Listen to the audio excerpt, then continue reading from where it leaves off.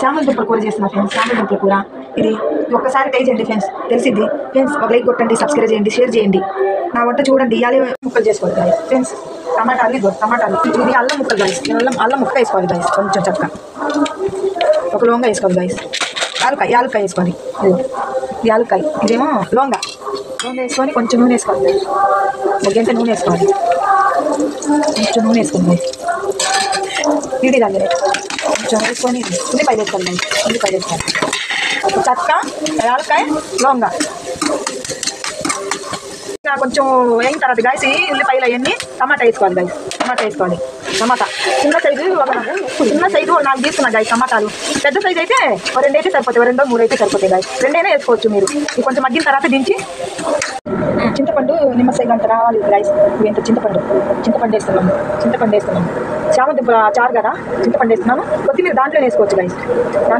కొత్తిమీర చింతపండు దాంట్లో వేసుకోవచ్చు. దాంట్లో వేసుకొని మిక్సీ తిప్పాలి. మిక్సీకి వేసుకోవాలి. ఇంకా మగ్గింది బాగా అంటే అంత బాగా మగ్గడం అవసరం లేదు, కొంచెం మగ్గితే చాలు.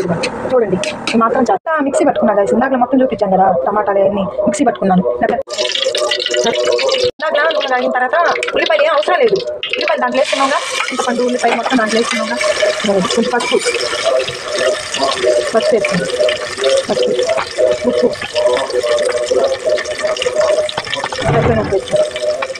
వేసుకొని కారం వేసుకున్నాం.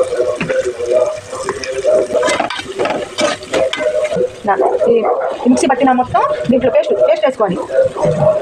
చామల దుంప చింతపండు అవసరం లేదు గాయస్, దాంట్లో వేసాము. కొంచెం నూనె ఎక్కువైతే బాగుంటుంది. చామల దుంప కూడా బాగుంటుంది. 2 రోజులైనా వచ్చింది గాయస్. ఇలా చేసుకుంటే 2 రోజులైనా వచ్చింది. 2 రోజులైనా తినొచ్చు మీరు.